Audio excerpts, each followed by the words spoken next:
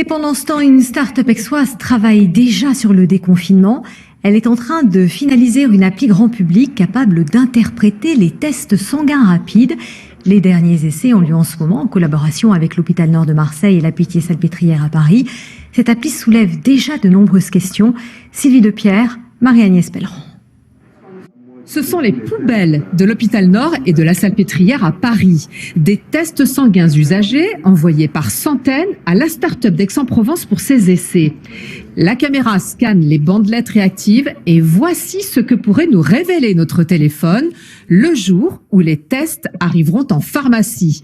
Une interprétation sans ambiguïté, enregistrée sur smartphone pour décider de notre déconfinement. Je ne sais pas encore comment on va sortir du déconfinement. Peut-être que l'État va décider que tout le monde doit se tester.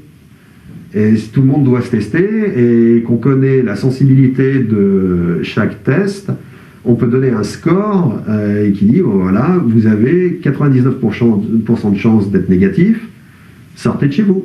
Les locaux de la start-up sont en ce moment désertés. Mais comme tous les jours, l'équipe se réunit à distance. Le but étant de tester jusqu'à 100 000 personnes. Grande-Bretagne, Chine, Provence, tout le monde travaille 7 jours sur 7. Chaque jour, de nouveaux types de tests, peu lisibles, apparaissent dans le monde. Il faut moins de 24 heures pour que le logiciel les intègre. L'équipe n'attend plus que l'accord des autorités.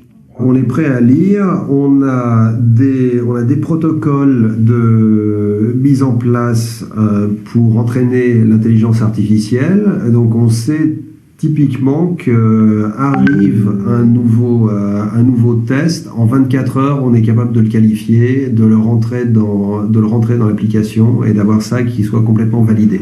Ce qu'il manque maintenant, c'est l'arrivée massive de tests sanguins individuels en pharmacie.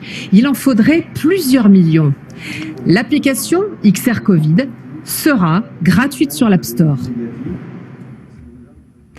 Alors quand cette appli sera disponible, il faut savoir que ses utilisateurs pourront être géolocalisés anonymement afin que l'État décide des zones à déconfiner. Mais quand et dans quelles conditions? Nous avons posé la question au directeur général et cofondateur de l'appli.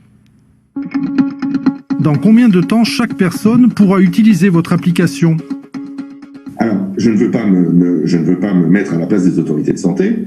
Il est évident, quand on voit ce qui se passe en Hollande, en Angleterre, en Amérique, et quand on voit tous les sites qui se créent sur Internet pour vendre ces tests rapides, que ça va exploser, qu'on le veuille ou pas. Les gens vont en acheter, vont vouloir se tester, c'est un besoin naturel.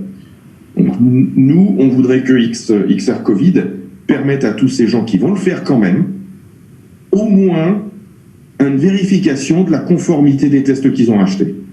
Et la désambiguation, c'est-à-dire sécuriser et rendre un résultat clair et interprétable par tous de ces tests. Qui recevra ces données et pourquoi faire? Alors c'est en discussion. Si les autorités françaises sont intéressées par ces données, on leur fournira anonymement, hein, il n'y a pas de nom, il n'y a pas d'adresse. On pourrait géolocaliser ce résultat anonyme si on veut. C'est une fonction qui existe dans l'application. Notre réflexion est un peu plus loin. Notre réflexion, elle est que, avec cet outil, avec XR Covid, on peut s'approcher d'un passeport, un passeport qui permettrait le déconfinement, tout en étant respectueux des libertés publiques, des lois existantes, hein, et surtout plus efficace que de faire ça avec des bouts de papier.